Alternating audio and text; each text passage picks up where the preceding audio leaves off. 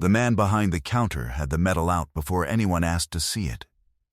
It was September 1965, and the pawn shop on Vine Street in Clarksville, Tennessee sat 3 blocks from the gates of Fort Campbell, the kind of place where the glass cases held wedding rings and hunting rifles and things people had meant to come back for. A ceiling fan turned overhead without doing much about the heat. The radio by the register was playing something nobody was listening to. The old man had driven 40 minutes to get there. He'd wrapped the metal in a square of blue flannel and set it on the glass with both hands, the way a man sets down something he has been carrying a long time and is not entirely sure he should put down at all. His name was Walter Pruitt. He had farmed tobacco outside of Oak Grove for 31 years on land his father had cleared before him. His son Raymond had shipped out with the 101st Airborne in the spring of 1964 and had not come home. The Army had sent the medal a silver star in a case lined with white satin. Walter had kept it on the mantel.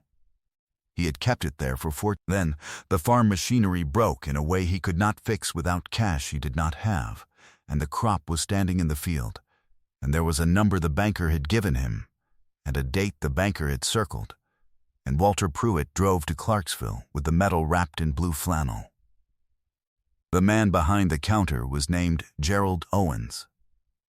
He had done this before. He picked up the case, opened it, examined the medal without expression, and set it back on the glass. "I can do $40, Gerald Owens said. Walter Pruitt looked at it. $40, Gerald Owens said again. In the corner of the shop, a man in a canvas work jacket and a tan Stetson had been looking at a rack of used saddle gear for the better part of 10 minutes. He had driven off the set of a film being shot outside Nashville that morning, told the driver he needed an hour. He was standing still now, one hand resting on a saddle horn, not looking at the saddle. Here is the...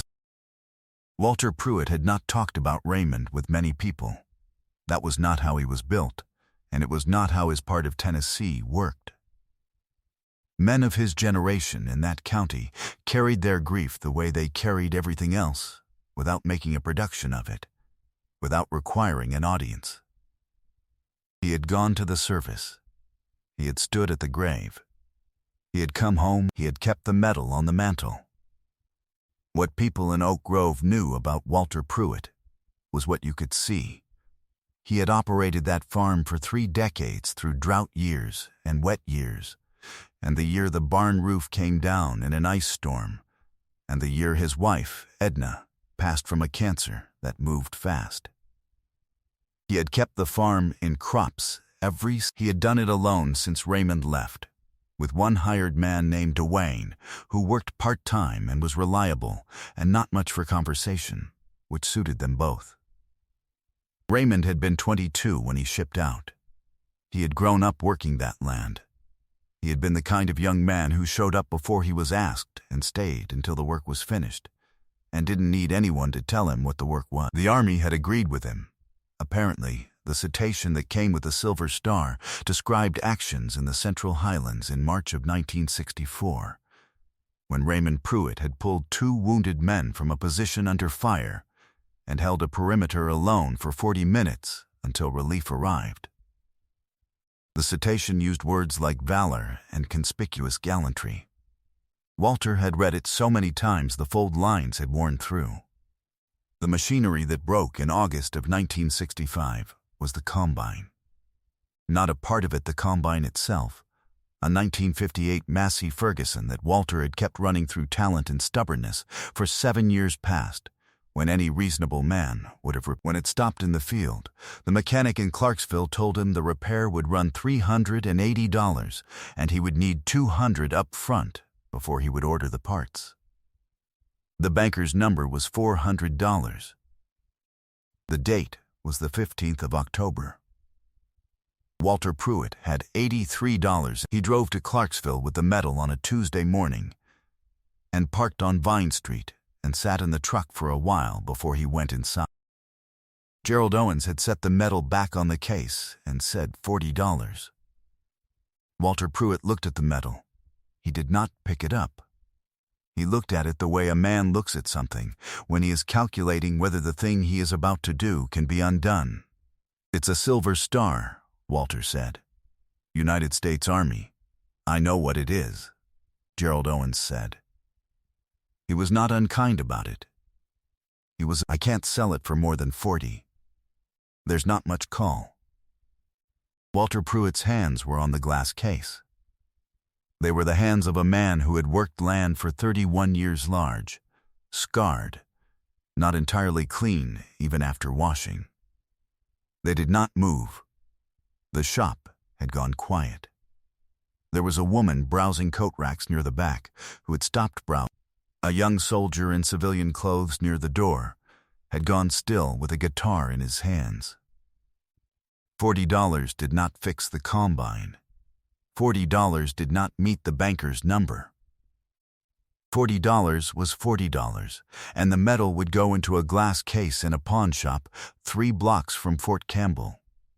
And someone might buy it. And Walter Pruitt would drive back to Oak Grove with $40 and a crop still standing in the field. He reached for the metal. If you've ever watched someone face a choice that shouldn't exist and felt helpless to stop it, drop your state in the comments. I want to see how far this story reaches. The chair in the corner scraped back across the tile floor, slow, deliberate.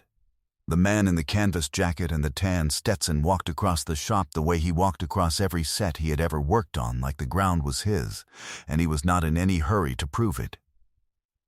He was a large man, wide through the shoulders, and when he came to a stop at the glass counter, he was close enough that Gerald Owens took one step back without meaning to. He looked at the metal. He looked at Walter Pruitt. Walter Pruitt looked up at him. He did not recognize the face immediately. Not many men did when he was not in costume, not on a screen, just a large man in plain working clothes, with a kind of stillness that made a room recalibrate. The man reached into the breast pocket of his jacket and set 4 $100 bills on the glass. Gerald Owens looked at the man. "That's $400, the man said. His voice was quiet, not soft. Quiet, for Gerald Owens started. "For what's in that case," the man said, "and for whatever else this man came in here needing." Walter Pruitt's hands had stopped moving. He was looking at the money on the glass. "I don't need," Walter started. "Raymond Pruitt," the man said, 101st Airborne. He held that line for 40 minutes. He paused. He looked at Walter Pruitt directly. "My name has been on a lot of things I didn't earn. I've been carrying a debt to men like your son for 20 years, and I haven't settled it yet." He pushed the money a half-inch closer to the counter's edge. "This doesn't settle it either. But it's what I've got today." Walter Pruitt did not speak. His mouth opened once. The woman by the coat racks had not moved. The soldier with the guitar had set it down. Gerald Owens picked up the $400 and counted it without being asked and wrote out a receipt and slid it across the glass. He did not say anything else. The metal stayed in its case. The man in the canvas jacket picked up the case and held it out to Walter Pruitt. Walter Pruitt took it with both hands. They stood there for a moment. Walter Pruitt looked like a man trying to find words that did not exist for what he was feeling, and finding nothing, and understanding that there were no words for it, and that the other man already knew that. "Mister," Walter said. "You've got a crop in the field," the man said. "Get the combine fixed." He put his Stetson back on, turned, and walked out of the shop and into the September heat of Vine Street. By the time Walter Pruitt got to the door and looked out, there was a car pulling away. One of the other customers said a name, said it quietly. The way you say something you're not certain you saw correctly. Walter Pruitt stood on the sidewalk with the metal in his hands for a long time. He got the combine fixed. He brought in the crop by the second week of October. He met the banker's number on the 14th and had $47 left. He kept farming. He farmed that land for 19 more years after that September in Clarksville, through the hard winters of the late 60s and the drought years of the 70s, and the farm crisis that took 3 of his neighbors' operations in 1982. He learned the new machinery grudgingly and kept the old Massey Ferguson in the barn after it finally gave out for good, because he could not bring himself to sell it for scrap. The medal went back on the mantle. His daughter, Carol, came back from Nashville in 1971 with a husband and eventually 2 boys. She had not planned to stay in Oak Grove. She stayed because her father needed help with the farm. And then she stayed because the farm got into her the way it gets into people who grow up working land slowly and without asking permission. She learned the tobacco. She learned the equipment. When Walter Pruitt died in the spring of 1984, he left the farm to Carol outright. She farmed it 11 more years. Her older son, Danny, graduated from the University of Tennessee in 1989 with a degree in agriculture and came home. He is farming it today. He has expanded it once and is thinking about expanding it again.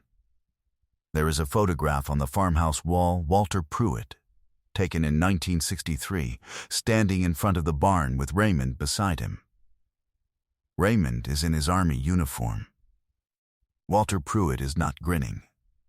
Because Walter Pruitt did not grin much for photographs, but his hand is on Raymond's shoulder and you can see, in the way the hand sits there, everything that is not in his face. The silver star is in a case on the mantel beneath the photograph. The case is the original one, lined with white satin. The satin has yellowed at the edges. On a winter afternoon, the light comes through the kitchen window of that farmhouse and moves across the mantel and across the case, and then it goes, and the medal remains. John Wayne never told anyone. Not the director he drove back to that afternoon. Not the cast, not the crew. Not in any interview, not in any profile. Not in any letter that he did not mention Clarksville, Tennessee. He did not mention a pawn shop on Vine Street. He did not mention Walter Pruitt or Raymond Pruitt or a silver star in a case lined with white satin. There is a kind of man who notices the people a room has decided not to see, who walks in for his own reasons, needing an hour of quiet, looking at saddle gear, waiting for the coffee, and looks up at exactly the moment he is needed, and does not look away. John Wayne was that kind of man, and he understood that the measure of the act was precisely its silence. That to speak of it would be to make it about himself, that the only way it remained what it was, one man paying a debt to another man, through the only son left behind to receive it, was if no, we know now, and we hold it the same way he would have wanted it held. If this story reached you, share it with someone who needs to hear it. Subscribe if you haven't yet. There are more stories like this one, and every one of them deserves to be told. And unfortunately, they don't make men like John Wayne.